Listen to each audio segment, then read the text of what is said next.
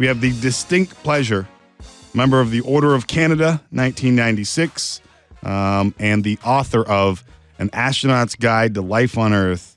One of the most famous Canadians out there, Chris Hadfield, has come to join us, and tied Sixero in Name That Tune. This is true. At 3 apiece. You know what? You're in space. You're a winner. You're down here. You're making me look bad. I'll take the single point for the time. Sorry. I was talking to my co-host yesterday about his inability to ski. All the things that you've done in your life. Is it true that you once taught ski class at Glen Eden? I was a full-time ski instructor 1 year there. I skied part-time, or taught part-time for 10 years, and I used to race. I raced downhill for several years. There you go. There you go, Sixero. Might need some lessons. There is some hope for you left. Glen Eden, you know Glen Eden. How about that? Is that's Milton, right? Yeah, and the Kelso and the conservation. Milton. Did you know Milton is the fastest growing community in Canada, according to the latest census? Well, this young man. That's where I grew up. There you go. Shout out to Milton. Tim, can I ask one question before we move on? Yeah. It's not every day we get Chris Hadfield in studio. Right.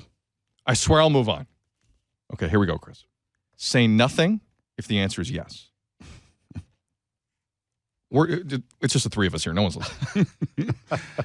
At the space station, you saw aliens. You said say nothing if the answer is yes. Yes. The answer is no. See, I'm living in a world where you guys see crap all the time and you can't talk about it and it's classified. And now's the time, Chris. We can let it out for everyone to know. Nah, I'm sorry. We're looking. On Mars, we're looking. We have a little vehicle driving around every day on Mars looking. But last month it found in every cubic foot of water on Mars, there's a liter, or every cubic foot of dirt on Mars, there's a liter of water. So Mars has oceans of water right there in the topsoil. And they got the biggest volcano in the solar system. So they got heat and water. So maybe there's life on Mars, at least primitive life, but we're sure not seeing anything sneaking around the space station. But there must be a moment, and I'm sure you can explain it after a couple seconds, but you're up there by yourself. And you see something, you're like, yeah, what is that? Yeah, there's got to be some psychological. Maybe it's my own paranoid mind here, Chris, but I'm thinking, because I'm a coward. I'm like, that's. I think he was trained for situations like that. Yeah, I don't think you want a bunch of astronauts up there going, boy, what is that? I have no idea. See, if they sent me, that'd be the guy. I'd be like, Chris, what is that? My God. I saw something, I swear. Oh, it's a comment. I get it. Being up there for such a prolonged, and I think this is part of the book, correct me if I'm wrong, it gives you a remarkable perspective on a lot of things. What's the thing that jumps out at you the most, having gone up there a couple times now, that kind of was the epiphany in your mind? I went around the world about 2,500 times up there, and the first 500 or so, you sort of see the world the same way. But after a while, you incrementally start to see the world as one place, like unavoidably one place. And therefore, you kind of lose the whole sense of us and them.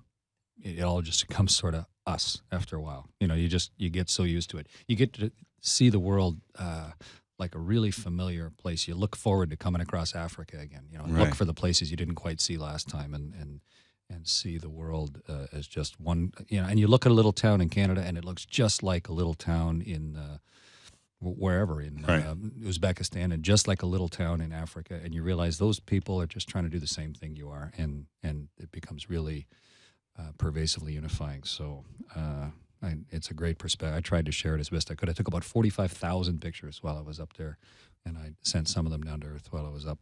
When did you realize the social media aspect of your journey was becoming as big as it was?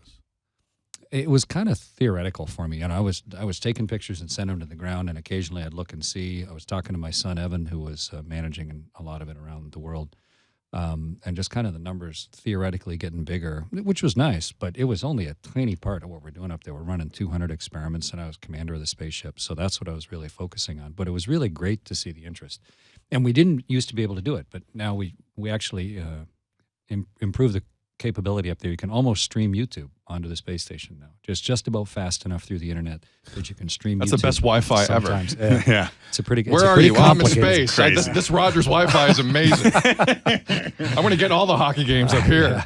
That's a Supermax. I think. Yeah, exactly. They sent me all the hockey games, though, which was nice. Oh, nice. I got them the next day, but while I was working out, I could watch the Leafs play, which was nice every day. But, so so it's pretty good connectivity, and so I could see the number of people that were following and paying attention, and I could ask a question and have 200,000 people answer, which was new for me. But it was a really nice reflection of the interest and a really great part of being up there to be able to have so many people on board with us. We prepare in a common area like a mini newsroom, and I know at least 3 or 4 times while you were there and while you were sending those pictures down, the newsroom would stop and have a look at what you sent down. Is there one of those pictures that you, and obviously you say take thousands of them, but the ones that you sent down that jumps out at you the most? The neat part is when you get to know the world so much that you start to look for the secrets. It's like if you came into the studio here and in 5 minutes took a picture, and then you came back in for a week and just kept taking pictures of the studio, your pictures would really change. What Right. you would focus on and the things you'd look for and the little details and the artistic look of it. And you get that way with the whole world. So at first you're just like, hey, look at that. That's whatever. Right, It's, an ocean. Lake Ontario. Nice. And then after a while you start to see stuff and you look around for it. And there was this river in Brazil that it looks like a normal river, but I used to look towards the sun glint because the sun would reflect and bring out the glow in the rivers that you couldn't see otherwise. And all of a sudden it was the Superman's logo right there, clear as a bell, on the earth. I took a picture of it, and it's exact perfect as it's a river down in the south end of Brazil. And it was just so weird to have the world sort of go, hey, look at this. Right. I managed to get a picture of it, and it's just mesmerizing to go around the world and have it constantly show you its secrets like that. You mentioned briefly how they sent the games to you the next day. So what? Yeah. So okay. So what do you mean? What do you mean they sent the games to you?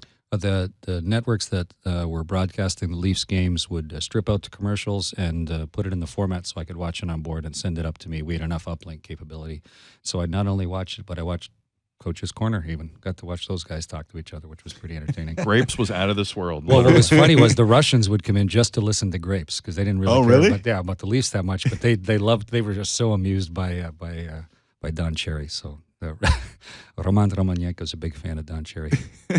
Shout out Roman. Shout out Roman. I read someone describe the ISS as the pinnacle of human achievement. That the experiments conducted there have already improved life on Earth and may someday make long-term space travel possible. Does that begin to describe what's going on up there besides watching Don Cherry? I think that overstates it and understates it. There are all sorts of places doing great research, and you don't need to have no gravity to do them. But it's the only one that has no gravity, and we run about 200 experiments. There's some really cool inventions that we've come up with, and a lot of, it's sort of like sailing a ship in 1490 up and down the coast of Europe going, how do you beat scurvy, and how do you navigate, and how do you not have your sails blow out, and what do you do? And figuring it out before we're ever going to go any further, we got to figure all that stuff out. And the space station's where we're figuring it out. What do you make the hull out of? How do you make a toilet last for 15 years? What do you do? How do you recycle your water completely? That type of problem. And so space station's where we're learning that. But the reason I say you understate it is it is such a inspirational thing. I've been talking right across the country and the number of people that bring out their kids, the kids that come and talk to me, people, I've been an astronaut for 20 years, so that have gone to university, that have changed what they want to do with their life, that have made education decisions and done things purely as a result of the inspiration that thing provides, that opportunity provides for Canadians. And anywhere on Earth that you stand, you can get up in the morning or the evening some days and watch that thing go over, whether you're here or in Syria or wherever. So it's not only an amazing laboratory, but it's a great example of what we can do when we do things right. So He mentions kids, Sid, and we sit here with athletes all the time. We're about to have David Clarkson and Toronto Maple Leafs on. Cool. And I don't think that I've turned into a 10-year-old boy in front of any of those athletes. But right now, Chris, tell me more about the space stuff. Was it cool? I got to do 2 spacewalks. That is the coolest thing. Okay. Being outside. Is it? alone in Have you seen the movie Gravity? Yeah, I was at the North American premiere at TIFF here. Is it Hollywood-ish or is that close? The visuals are perfect. Really? I mean, Oh, the yeah? visuals are the best space movie ever made. If you want to see what it's like to be alone in the universe on a spacewalk, it looks just like that. The plot is No, it's a Hollywood. But I'm plot. talking about the first 5-10 minutes of that flick. Aside from the thing that happens. Yeah, the stuff just they're doing. Just the hanging out and hey, we're working on the ISS. The stuff was the stuff they're doing is not technically right. Why would it be? But the visuals are great. The visuals are superb. And if you want to get a feel for what it's like to have the universe under your feet and all around you and the world just sort of off to one side, that movie really shows you It's because it's interesting because a lot of people with experience such as yours have obviously chimed in on that kind of flick, and I'm just wondering, kind of, what's the real opinion? Like how close was it? And I'm just fascinated to hear you say that about that kind of movie. Yeah, the visual. I was on stage with the director and the writer and Sandra Bullock at the Toronto Film Festival, and anyway, and but I complimented the director on I don't know how they made the visuals. It cost him like $100 million or something to get those visuals right, but he did a superb job. It's amazing, and the reaction around the world has shown that it was pretty evocative too. So make sure you watch it in HD. 3D. Yeah. 3D. Before we throw some football picks at you, and we're real excited about this, I just have to ask you because this book, your journey in life, has brought you to so many places. I saw Conan O'Brien. You're on with Joe Rogan. I cracked him up. I cracked Conan O'Brien up. I was pretty happy with that. What's the coolest thing? Like, which one had you, given all your life experiences, pinching yourself, going, "This is me. This is where I am." Oh gosh! Was it dropped in the Actually, puck? No. It was Canada Day this year, and I wrote a song with Ed Robertson of the Bare Naked Ladies that we had 700,000 kids sing live with me from space. I was up there playing on this little Canadian guitar, and almost 1 million people sang it live with me. So it's a really big moment to do that. But on Canada Day, I was on Parliament Hill by myself singing that song with, 500,000 people out there in front of me. And that, for me, Canada Day is a great day to be standing up on the stage in Ottawa. And it was a perfect weather day, and all those people and that song and having just come back from space, to me, that was, sometimes things go by so quick, your emotions are trapped a few minutes behind, and sometimes it takes you a few years to figure out just how cool something was, and I'm still figuring out just how cool that was. Were you prepared for it if I had $1 million encore? If needed. Despite us only coming up at a tie, I do normally do okay in music, and yeah, I was ready.